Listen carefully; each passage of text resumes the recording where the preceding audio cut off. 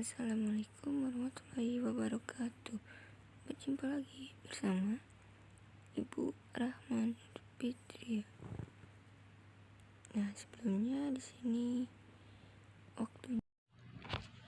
Assalamualaikum warahmatullahi wabarakatuh. Sebelumnya izin memperkenalkan diri. Perkenalkan, nama saya Rahman Fitria dengan NIM 2105818, mata kuliah pembelajaran pendidikan kewarganegaraan di sekolah dasar.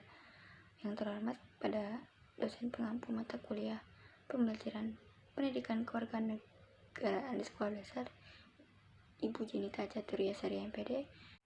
Nah, lo anak-anak, sebelumnya sudah tahu belum ya apa sih itu nilai-nilai Pancasila? Nah, simak baik-baik video di slide berikutnya ya. Bye-bye. Nah, di sini waktunya untuk belajar nilai-nilai Pancasila. Nilai-nilai Pancasila. Nah, sebelumnya di slide berikutnya ada penjelasannya. Disimak baik-baik. Yang pertama ada definisi Pancasila, kedua sejarah dan perumusan nilai Pancasila, ketiga sejarah perumusan nilai-nilai Pancasila, keempat perjuangan bangsa Indonesia melawan sistem penjajahan. Yang pertama itu kebangkitan nasional, kedua penjajahan Jepang. Lalu ada ciri-ciri nilai-nilai Pancasila, karakteristik yang terkandung dalam nilai-nilai Pancasila. Selanjutnya ada pentingnya pengalaman Pancasila dalam kehidupan. Yang terakhir, contoh positif nilai-nilai Pancasila dalam kehidupan sehari-hari. Yang pertama itu ada definisi Pancasila. Pancasila yaitu merupakan suatu ideologi dan dasar dari negara Pancasila yang menjadi tumpuan dari semua keputusan yang dihasilkan oleh bangsa Indonesia. Pancasila juga mempresentasikan kepribadian dari bangsa Indonesia itu sendiri. Kata Pancasila berawal dari sebuah bahasa Sanskerta India, yakni kata panca yang berarti 5, sedangkan kata sila memiliki arti dasar yang sangat bermakna. Selanjutnya ada sejarah dan perumusan nilai Pancasila. Pertama yaitu perumusan Pancasila pun dipengaruhi oleh kondisi politik internasional pada masa itu, khususnya terkait dengan pengaruh penjajahan Barat di Indonesia.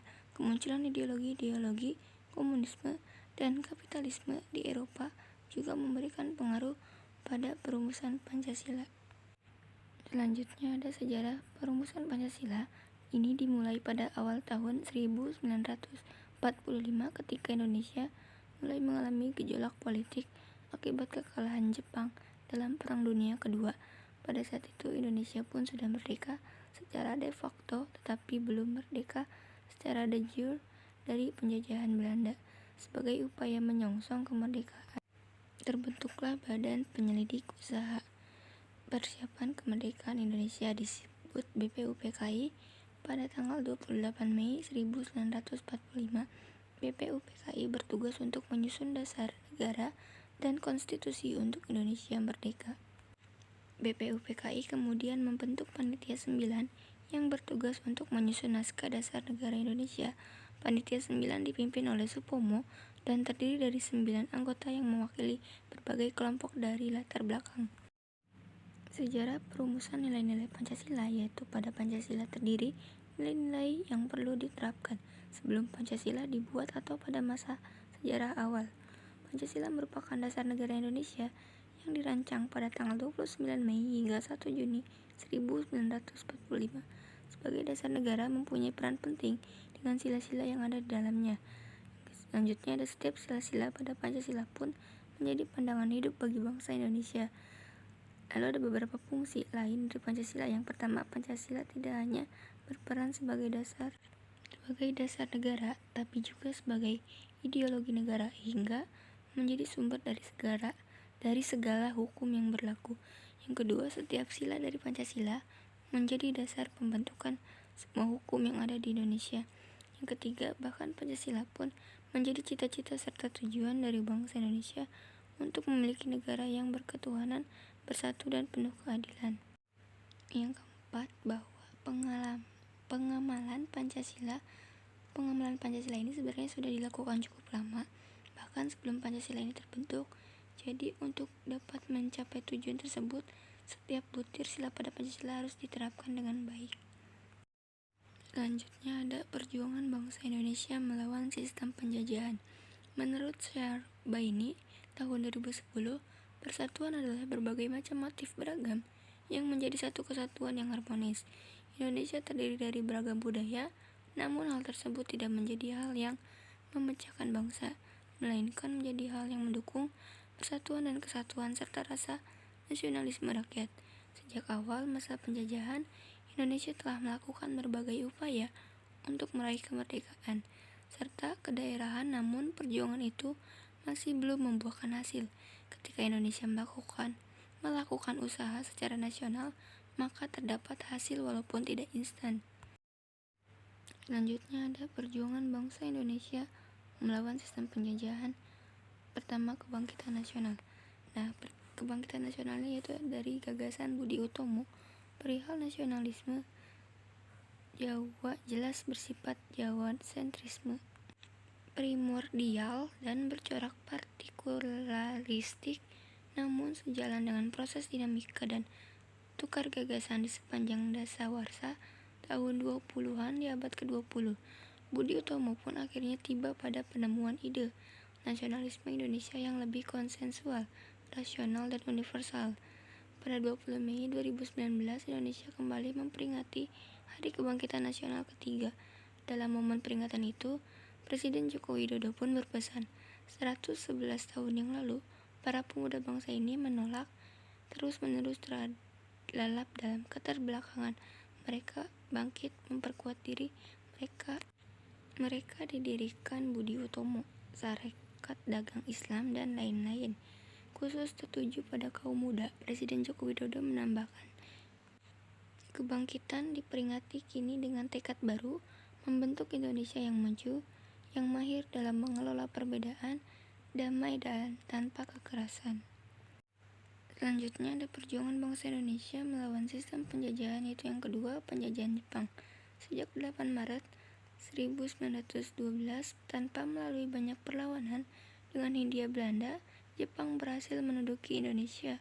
Bangsa Indonesia pun bahkan menyambut kedatangan Jepang dengan berbesar hati dengan pandangan bangsa Indonesia yang akan terbebas dari belenggu penjajahan bangsa Belanda. Hal ini membuktikan dengan adanya semboyan Gerakan 3A, sejumlah organisasi yang dibentuk oleh Jepang.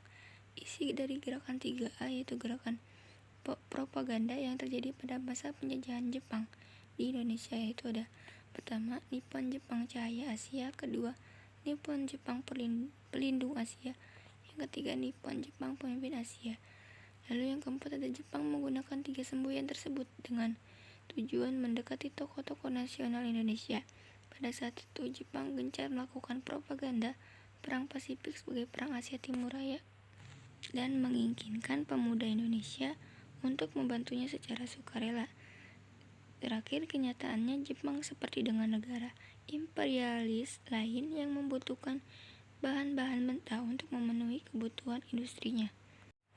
Ciri nilai Pancasila. Sila pertama itu ketuhanan yang Maha Esa, di mana bangsa Indonesia sebagai bangsa yang bertahan mengakui adanya Tuhan sebagai pencipta alam semesta. Semenjak zaman prasejarah, bangsa Indonesia telah mengenal yang bersifat lebih kuasa daripada manusia. Secara umumnya, mulai dari kepercayaan animisme, dinamisme, Hindu-Buddha hingga datangnya Kristen dan Islam pada abad 7-13. Hingga saat ini agama di Indonesia berkembang. Beberapa agama yang diakui secara hukum yaitu Islam, Hindia, Buddha, Kristen, Katolik. Indonesia bukan negara ateis yang tidak mengakui adanya Tuhan. Setiap warga negara Indonesia berhak memilih agama sesuai dengan keyakinannya masing-masing. Namun, negara ini tidak memiliki hak sedikit untuk mengaruhi keyakinan yang ada dalam masyarakat. Kebebasan beragama telah dijamin baik dalam Undang-Undang Hak Asasi Manusia maupun Undang-Undang Dasar. Selanjutnya ada karakteristik yang terkandung dalam nilai-nilai Pancasila. Pancasila memiliki ciri khas atau karakteristik tersendiri yang membedakannya dengan ideologi Adapun karakteristik yang terkandung dalam nilai-nilai Pancasila mencakup sila pertama, ketuhanan yang Maha Esa. Sila pertama ini mengandung pengakuan atas keberadaan Tuhan sebagai pencipta alam semesta beserta isinya. Oleh karena itu, sebagai manusia yang beriman, kita harus meyakini adanya Tuhan yang diwujudkan dalam ketaatan kepada Tuhan yang Maha Esa dengan jalan menjalankan segala perintahnya dan menjauhi segala larangannya. Lalu sila kedua, kemanusiaan yang adil dan beradab. Sila kedua ini mengandung rumusan sifat keseluruhan budi manusia Indonesia yang mengakui kedudukan manusia yang sederajat dan sama, serta mempunyai hak dan kewajiban yang sama sebagai warga negara yang dijamin oleh negara. Selanjutnya ada sila ketiga dari karakteristik terkandung dalam nilai-nilai Pancasila, yaitu persatuan Indonesia. Sila ketiga merupakan perwujudan dari paham kebangsaan Indonesia sebagai suatu persatuan yang akan mengatasi paham perseorangan, golongan, suku bangsa, serta mendahulukan persatuan dan kesatuan bangsa agar tidak mudah terpecah belah. Sila keempat, kerakyatan yang dipimpin oleh hikmat bijaksanaan dalam permusyawaratan atau perwakilan. Sila keempat ini merupakan sendi utama pelaksanaan demokrasi di Indonesia berdasarkan atas asas musyawarah dan kekeluargaan. Selanjutnya sila kelima. Sila kelima ini keadilan sosial bagi seluruh rakyat Indonesia, di mana sila kelima ini merupakan salah satu tujuan negara yang hendak mewujudkan tata masyarakat Indonesia yang adil dan makmur berdasarkan Pancasila. Selanjutnya ada pentingnya pengalaman Pancasila dalam kehidupan sehari-hari, yaitu di mana kedudukan Pancasila ini sebagai dasar negara dan ideologi negara merupakan kesepakatan yang sudah final karena mampu mempersatukan perbedaan-perbedaan pandangan.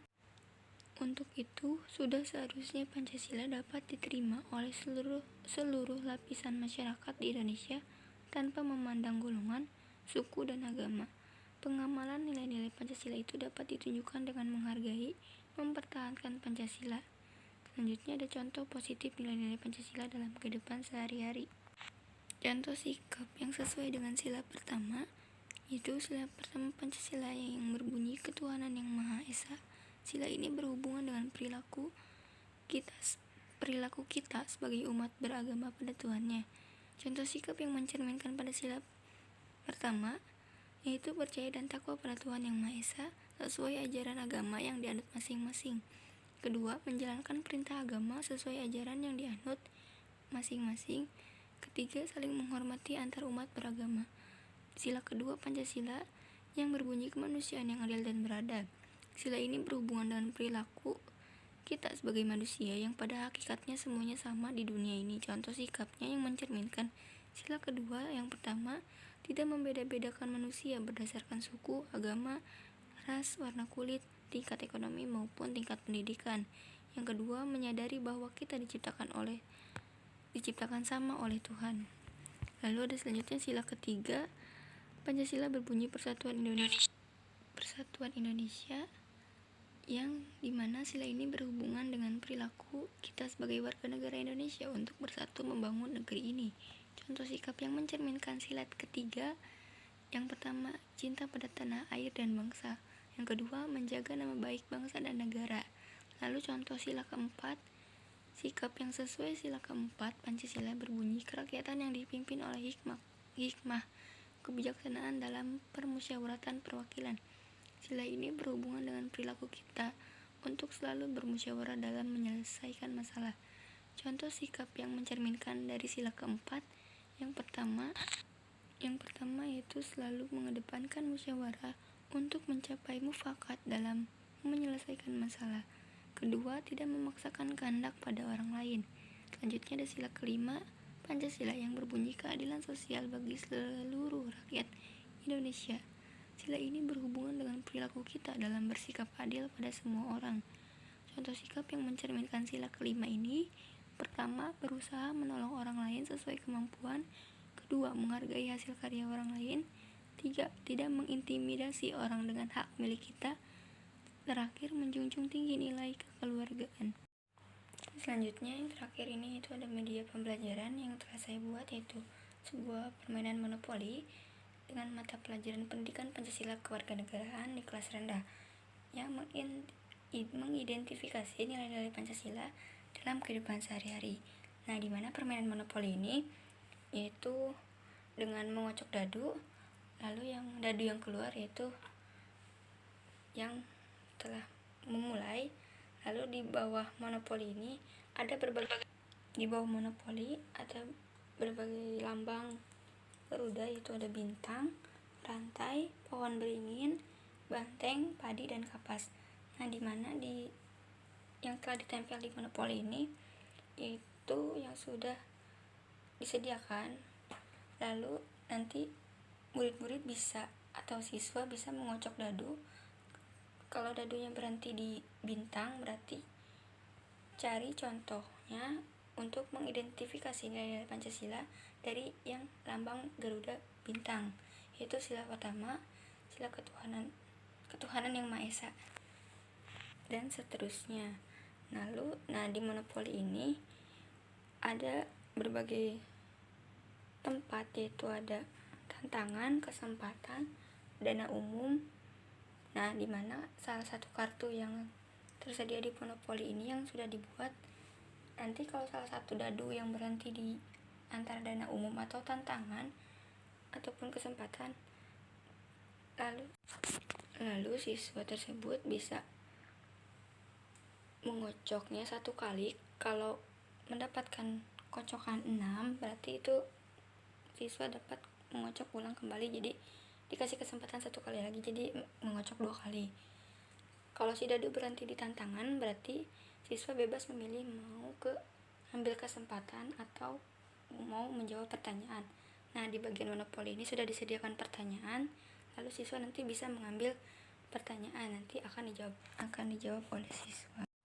Selanjutnya, di monopoli ini yang media pembelajaran itu ada berbagai gambar atau ilustrasi, dan di bawah gambar atau ilustrasi monopoli ini itu ada tulisan dana umum, tantangan, kesempatan, dan pertanyaan. Nah, kalau siswa berhasil menjawab pertanyaan, misalkan si pengocokan dadu berhenti di lambang sila pertama, yaitu ketuhanan yang Maha Esa, berarti gambar lambang sila pertama itu bintang. Nah, kalau menjawab pertanyaannya ini sudah benar, berarti akan ditempelkan bintang di sila pertama. Lalu yang kedua ini pun sama sistemnya, cuman siswa harus berhasil menjawab beberapa pertanyaan. Kalau pengocokan berhenti di sila kedua, 3, 4, dan 5. Kalau berhasil menjawab pertanyaannya. Kalau tidak berhasil berarti tidak akan mendapatkan bintang. Tapi kalau berhasil akan mendapatkan bintang dan ditempelkan di sila kedua lambang Garuda, yaitu rantai, beringin, banteng, dan padi, dan kapas, yang akan ditempelkan bintang oleh gurunya. Nanti siswa yang berhasil menjawab pertanyaan oleh guru akan diberikan bintang yang berhasil dijawab oleh siswa. Sekian pemaparan dari saya, kurang lebihnya mohon maaf. Wassalamualaikum warahmatullahi wabarakatuh.